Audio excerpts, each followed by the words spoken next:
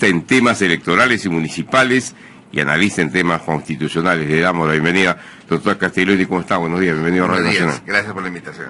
Bueno, el Jurado Nacional de Elecciones presentó ley sobre revocatoria. Yo quisiéramos en este caso, y para que nuestros oyentes tengan un conocimiento más amplio del tema, ¿en qué consiste esta ley? En primer lugar, felicitar al Jurado Nacional de Elecciones y a los organismos autónomos constitucionales que han hecho el esfuerzo de incorporarse en esta iniciativa legislativa. Es verdad que OMPI-RENEC tiene una función administrativa y el que resuelve en materia electoral es el Jurado Nacional de Elecciones. Esta es una nueva ley, no es un cambio de determinados artículos de la ley o una modificación. Ningún maquillaje tampoco. No. Es un proyecto de ley integral, bastante conciso, o sea, bastante sólido, que recoge muchas de las iniciativas que se han venido manifestando en las diferentes exposiciones. Quizás solamente puede haber algunos puntos muy pequeños de discrepancia, como en el artículo 20, donde nuevamente se incorporan a los jueces de paz que provengan de elección popular. Yo creo que los jueces de paz deberían ser sacados de la Ley de Control y Participación Ciudadana. Mañana un juez me saca una sentencia en contra y voy a promover su revocatoria. Y pues creo que el Consejo Nacional de la Magistratura está haciendo un buen trabajo sobre el particular. El propio órgano de control interno del Poder Judicial, quien eleva incluso cuando se presentan estos casos al Consejo. Deberíamos quitar de la consulta popular a los jueces de paz.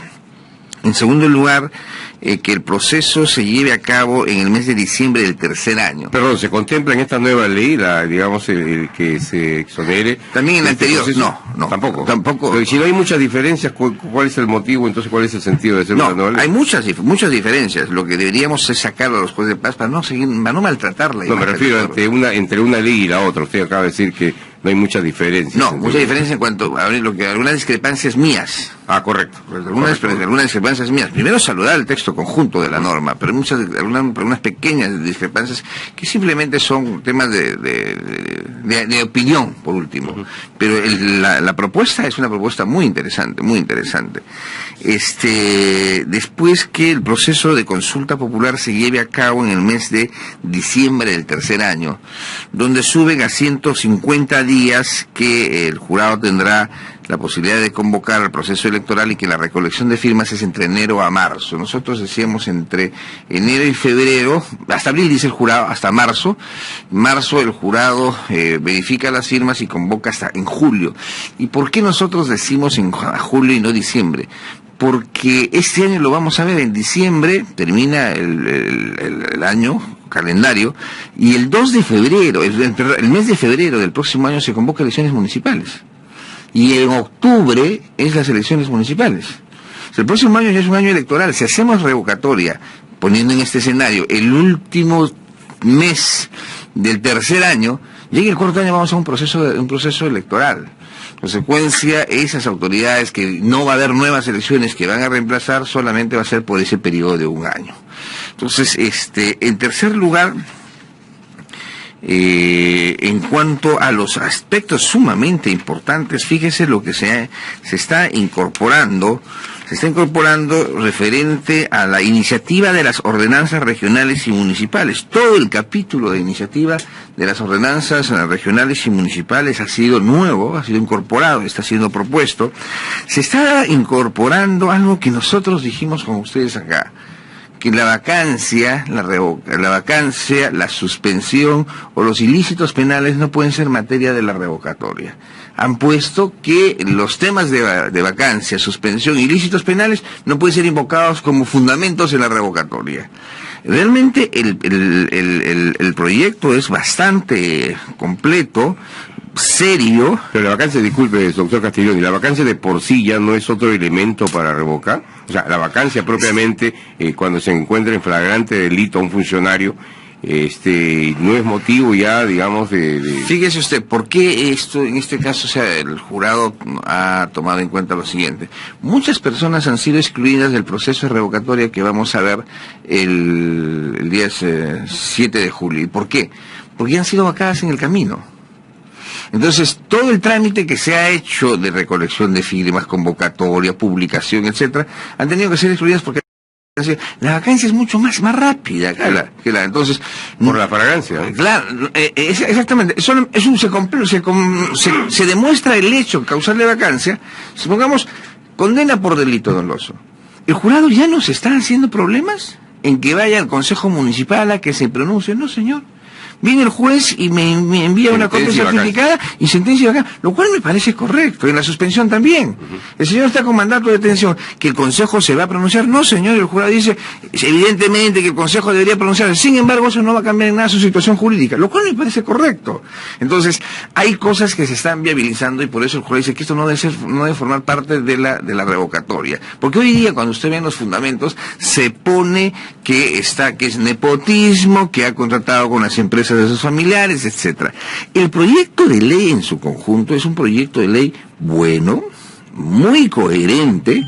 Lo que puede haber, como le digo, es algunos temas de fechas, etcétera, que no van a alterar en gran cosa la iniciativa del jurado.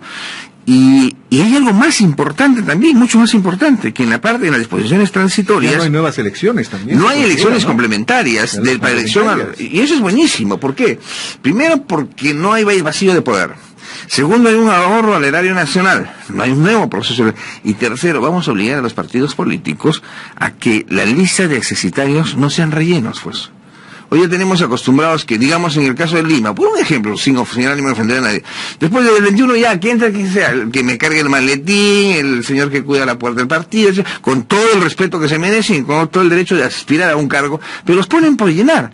Sin embargo, si el accesitario va a poder reemplazar a la autoridad revocada en cualquier momento y no haber nuevas elecciones, me parece coherente. Esa es la función del accesitario, en primer lugar, y en segundo lugar, obligaremos a las agrupaciones políticas regionales y partidos políticos nacionales que los accesitarios no sean simplemente rellenos, sino gente capacitada para asumir esa representación. Esta es una magnífica modificación, ¿no? Sí, pero además les digo una cosa, están en las disposiciones transitorias, están modificando la ley de elecciones municipales y regionales, lo cual es bien y hay que continuar en eso. ¿Y por qué hay que continuar en eso? Porque el próximo año, les he dicho, hay elecciones municipales y regionales. Si no hacemos las modificaciones del proceso electoral municipal y regional del siguiente año, en este año, antes de diciembre, entre julio y diciembre, en este tiempo, no lo vamos a poder hacer. No se aplica. Y vamos a seguir teniendo los cánceres, por ejemplo, como el domicilio múltiple. Pernicioso a nivel nacional. Probablemente en Lima no lo vemos.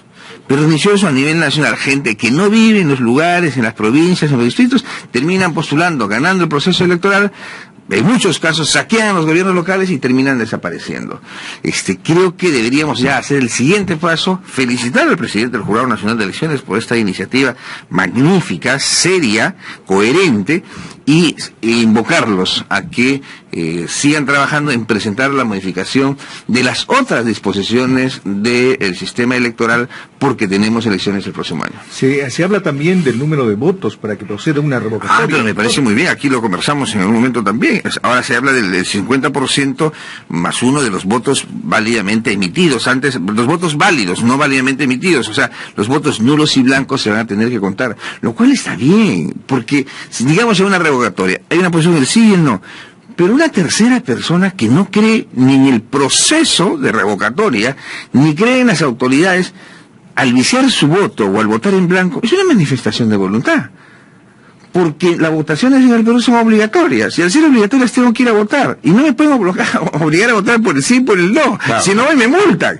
Y encima voy y vicio mi voto, y no vale mi voto, no lo juntan. ¿Para qué me hacen ir? Es incoherente. Ese es un tema importante, ¿no? Porque esto se dio, creo, en unas elecciones en donde no se trató mucho el tema del no votar por nadie, porque la opción debe ser por alguien, por uno, mejor dicho, por o por nadie. ninguno. Nadie me convence. Así es, lógico. Y ese voto digamos, de no sé cómo llamarlo, de... Por último, puede ser hasta un voto de protesta. Claro, es democrático. Finalmente, si la gente no coincide con dos candidatos... Claro, ¿por qué tengo que votar por uno? Y ese más, esa sensación de no querer votar por ninguno, ¿qué se generaría, doctor? Simplemente en estas circunstancias no se cuentan los votos. Entonces me han hecho ir por gusto, porque es más... Debiera ser, por ejemplo, disculpe doctor que lo corte, que se vota por uno, por otro o por ninguno. Yo no quiero votar por ninguno de los dos, me parece. Y ese voto, que vota por ninguno, es mayoritario a los otros dos, ¿qué pasa? Si es mayoritario, se anula el proceso electoral, evidentemente. Esa es otra opción. Ese es el tema. Entonces tiene que tener validez ese voto. Claro, lo que dijeron es, ¿qué pasa si el 50% más uno vota en contra y en consecuencia la elección es nula? Perdón, es una expresión de voluntad. Tendría que ser así. Es una expresión de voluntad.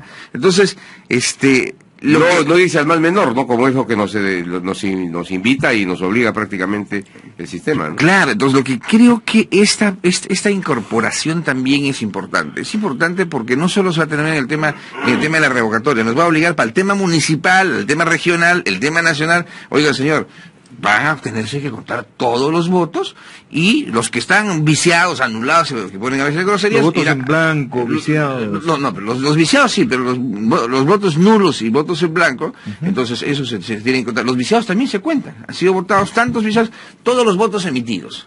Y en consecuencia sí vale es una iniciativa muy interesante, porque siento que va a abrir el camino para la discusión de las otras leyes del proceso electoral. Me parece muy bien que los organismos técnicos, Jurado Nacional de Elecciones, OMPI, RENEC, hagan llegar estas iniciativas, donde nuestro Congreso tiene que recogerlas precisamente con la serenidad de que vienen de los entes especializados que están viendo el tema diariamente.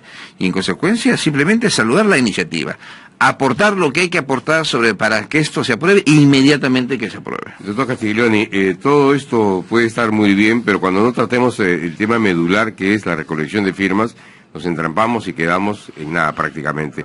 Hubo una revocatoria hace poco a una autoridad municipal, la alcaldesa para ser más exactos, y muchas de las firmas estuvieron en duda. Incluso hay un proceso por falsificación de firmas. Un montón de procesos. Claro, entonces... Pero todos esos procesos se quedan en el camino y el otro proceso continúa. Se puede revocar a la autoridad, ¿no es cierto? Se está obligando y lo otro continúa, o sea... Sí. Nos está obligando a la alcaldesa, se está obligando, perdón, al RENIEC que haga la verificación biométrica y si se comprueba el 30% de las firmas falsas, se archiva el expediente. De comprobarse inmediatamente. ¿El proceso revocatorio? No, se archiva el expediente, con lo cual no sigue el proceso, pues. O sea, se archiva el expediente. Cancelado el proceso. Como debería ser, excluyo la posibilidad de seguir en trámite ese expediente, porque, oiga, viene de fraude, pues. Y viene la bajadería que, no, entonces te presento una nueva cantidad de firmas. No, tampoco.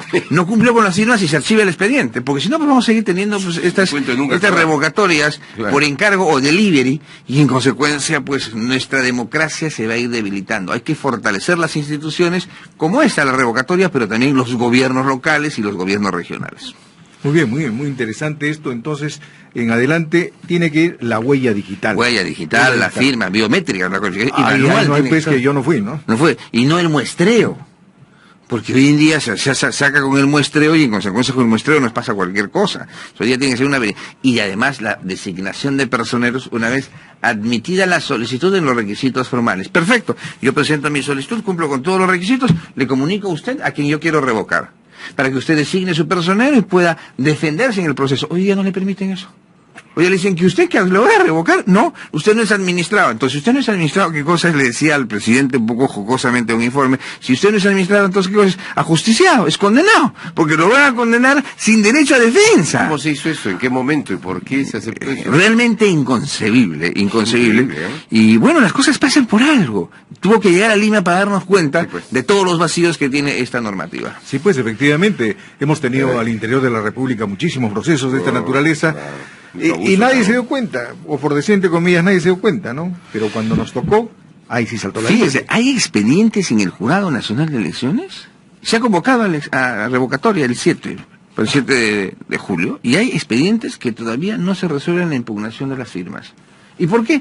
Porque sencillamente, y disculpen la expresión, a RENIEC no le dio la gana de cumplir con el sancionamiento de los expedientes.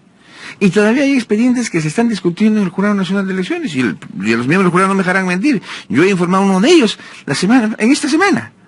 He informado uno de ellos en esta semana donde se está discutiendo que 460 personas declaran que su firma es falsa, que no han firmado. Y RENIEC le dice al que pide, al alcalde de los afectados, le dice, usted no es parte en el proceso, usted no es administrado. ¿Qué es esto? Pues? Es terrible. Cuando la Constitución dice el derecho de defensa, la tutela administrativa, la pluralidad de instancias, y el jurado tiene que yo estoy resolver. poniendo en autos que no es mi firma, estoy pues, alertando. Estoy avisando, señor, no he firmado, le Es dice. increíble. Entonces, que saque mi firma, y dice, no, usted no es administrado, usted no forma parte del proceso. O sea, el único que tiene el privilegio de presentar firmas y hacer todo, es el revocador. O sea, es un premio a los revocadores. Sí. Doctor Julio César Castiglioni. Gracias a ustedes, muy amable, siempre es un gusto conversar con ustedes. Muchísimas gracias. Bien, 7:39, nos vamos rápidamente con el reporte de Pamela Díaz. Adelante, Pamela, buenos